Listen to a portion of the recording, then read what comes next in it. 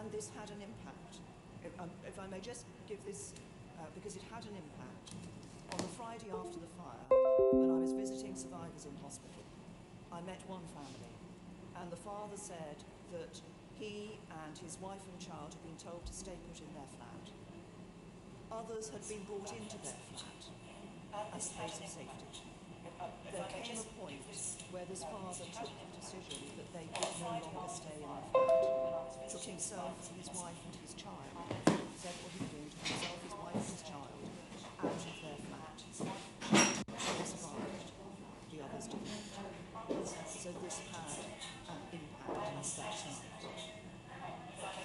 Now, the worst thing that will happen now would be to learn from a situation where people say we can't have stay put at all, because there will be circumstances in which stay put is still the right advice to give. But what is important is that flexibility is provided, as I say, and training. So that, I'm sorry, I did say I would give away. I just finished this sentence, I would have later. That training is provided so that individuals know when and how they can exercise flexibility and change that advice. I think those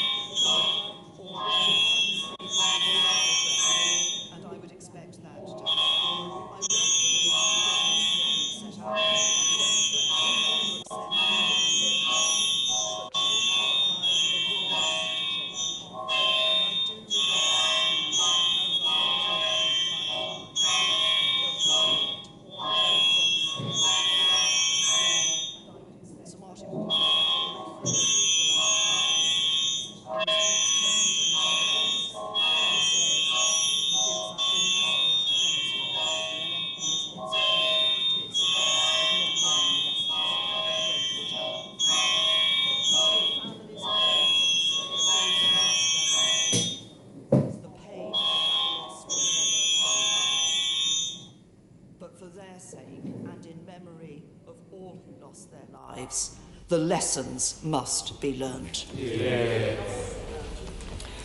Order.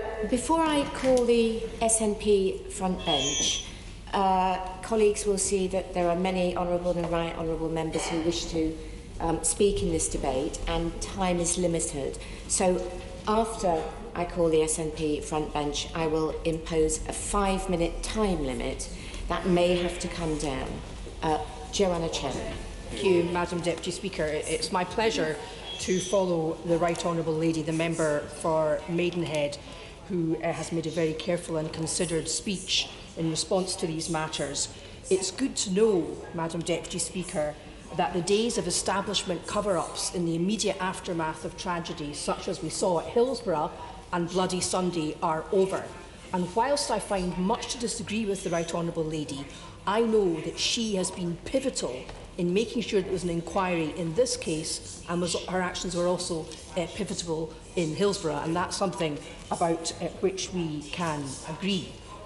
Madam Deputy Speaker, I welcome the publication of Phase 1 of the report, but I agree with the Right Honourable Gentleman, the Leader of the Opposition, Leader of the Official Opposition, when he says that this was an avoidable tragedy.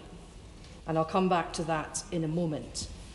Before I say anything else, I want, like others, to pay tribute to the resilience of the survivors of this tragedy and also the bereaved. Like many other honourable members, I had the privilege, thanks to Mr. Speaker, of meeting with some of the survivors and the bereaved at a reception in the Speaker's offices, and that was of great use to me in understanding their lived experience of this avoidable tragedy, which must be central to how we deal with preventing that this sort of thing never happens again.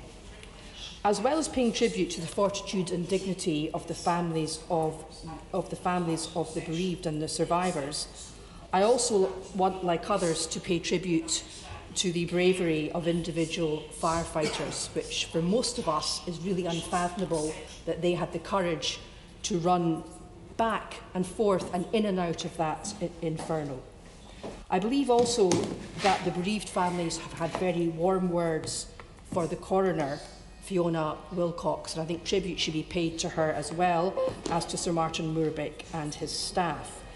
And of course, a tribute should be paid, as others have said, to the Honourable Lady, the member for Kensington, who had to deal with this terrible tragedy on her patch very shortly after she had been elected